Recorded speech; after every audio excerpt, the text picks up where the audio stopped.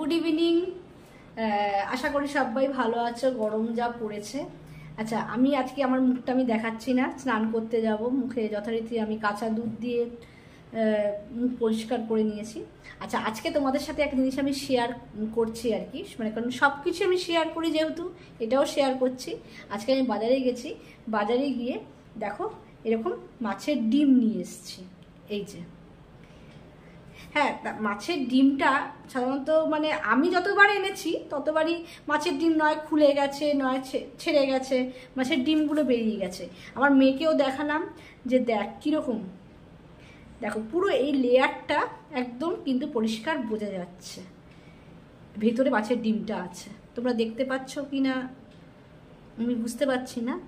মানে জিনিসটা মানে আমার মনে হলো যে তোমাদের সঙ্গে শেয়ার করি। তোমরা নিশ্চয়ই বাজারে যাও, আমার তো মাছের ডিম খুব ভালো লাগে। যদি মাছের ডিম ভালো লাগে তারা মানে জিনিসটা নিশ্চয়ই বুঝতে পারছো যে আমি কি বলতে চাইছি। মাছের ডিম দেখবে যারা সাধারণত বাজারে যাই আমরা, মাছের ডিম মানে খোলা থাকে বা একটু থাকে, কিন্তু এইটা দেখো কেমন অদ্ভুতভাবে একটা সুন্দর লেয়ারের মধ্যে পুরো একদম একটা পোটলা করে আর কি, দেখে মনে হচ্ছে একটা পোটলা প্যাকেট, কিন্তু আদৌ পরে এটা নয়।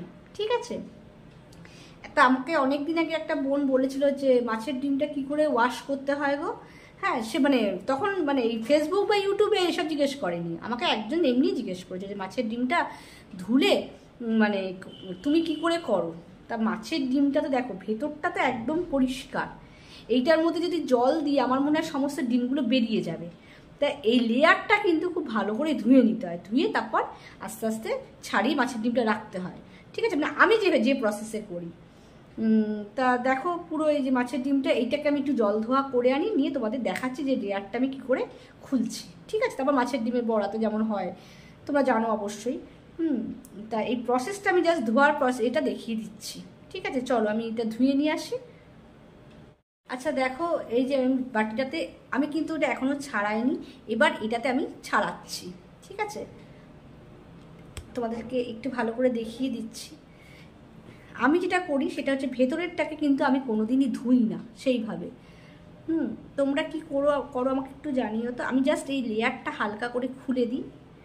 দেখো দেখে মনে হচ্ছে পলিথিনের প্যাকেট, এই যে লেয়ারটা খুলে এরকম করে, যদি তোমাদের মনে হয় একবার ধুয়ে নিতে পারো, তবে আমার মনে হয় ধুলে না সমস্ত মানে ডিমটাই বেরিয়ে যায়। এরকম হালকা করে হালকা হাতে একটু ধৈর্য ধরে ছাড়িয়ে দিতে হবে, কারণ লেয়ারটা ভীষণ পাতলা। আর এই ভিতরটা কিন্তু একদম পরিষ্কার থাকে।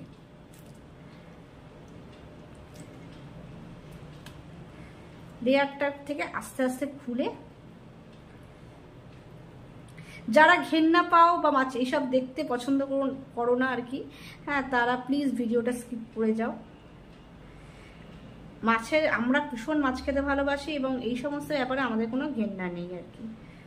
ঠিক আছে, অনেকেই খুব ঘেন্না পায়, আবার অনেকেই হয়তো বলবে যে এইসব দেখানোর কি আছে, কিন্তু আমি জাস্ট মানে আমাকে একজন জিজ্ঞেস করেছিল, রিমা নামে, আমার কাছাকাছি থাকে আর কি।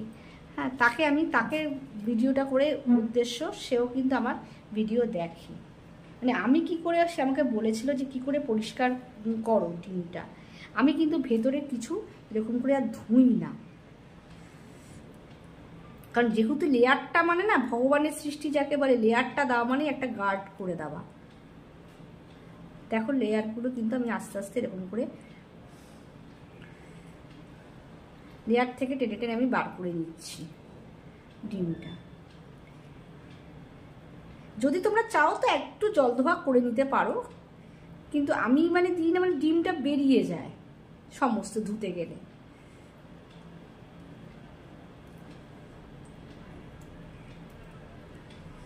এই যে লেয়ারগুলো এরকম ছাড়িয়ে ছাড়িয়ে ফেলে দিচ্ছি। মাছের ডিম ছাড়ানোর একটু টেকনিকটা না আর কি, মানে লেয়ারটা যদি তোমরা নিয়ে নাও না, তাহলে মুখের মধ্যে একটা আঠা আঠা ভাব থাকে, মানে আমার যেটা মনে হয়, এবং খেতে কিন্তু ওই টেস্টটা আসে না।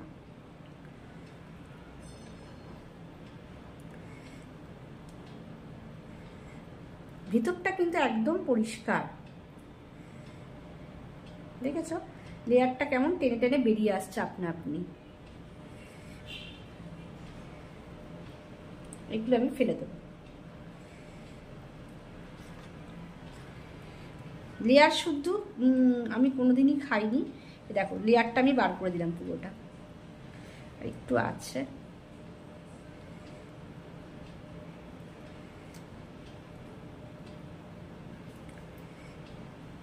লেয়ারটা থেকে টেনে টেনে বার করে দেবে। এবার এর মধ্যে যদি তোমরা জল দাও না, তাহলে যখন ধোবে তখন পুরো মাছের ডিমটা বেরিয়ে যায়।